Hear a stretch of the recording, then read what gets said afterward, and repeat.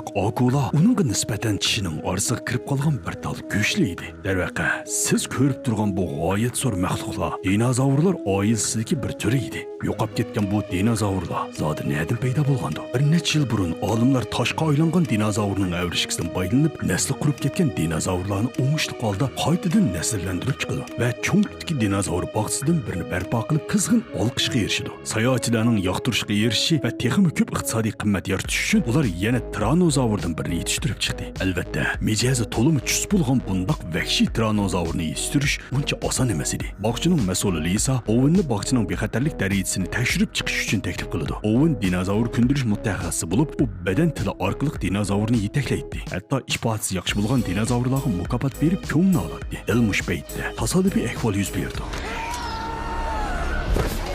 Ushtum tut yuz bergan bu ahvolni ko'rgan Owen qilch ishkilanmasdan ishini ichib qafasning ichiga kirdi va to'pidagi amonlik saqlovchilarni hech qanday harakat qo'llanmaslikni buyurdi. Bu qitim Owen boshqalarning hayotini qutuldirish uchun o'z hayotini dovga tikkan edi. Chunki ilgari badan tili mashqlarda Owen asosiyatdan to'pida bexatarlik o'rnida dinozavrlarga yetakchilik qiladi. Ammo bu qitim dinozavrlar bilan Owen udildiradi. Sal bexastalik qilsa, dinozavrlarning bir vaqt g'izosiga aylanib ketishi turg'anli gap edi. Baxtga yarasha Owen o'ngishli holda dinozavrlarni kontrol qilib xatarda qolgan xodimni qutqizib chiqdi. Keynidan Owen tiranozavr turgan qafasga yetib keldi. Bu yerda tomdagi tiranozavrning tirnoq izlaridan boshqa hech narsa ko'rinmaydi. Owen tiranozavr qafasdan qochib ketgan bo'lishi mumkin deb gumon qildi. Bu ahvolni Lisaga aytdi. Lisa tiranozavrning o'rnini bekitish uchun o'rin belgilash sistemasini qo'zg'atib izlagan bo'lsa-mu, bu tiranozavrning hech shapsi yo'q edi. Owen boshqa xodimlar bilan birlikda ahvolni egallash uchun qafasning ichiga kirib, yipuchini izlamoqchi bo'ldi. Dal bu paytda Lisa o'rin belgilash sistemasidan tiranozavrning o'rnini bayqaydi. Amaliyotda tiranozavr texicha qafas ichiga yo'shilingan bo'lib, u hech yerga qochib ketmagan edi. Lisa qafas ichidagi xodimlarning tezdan qafasdan ayrilib ketishini talab qildi.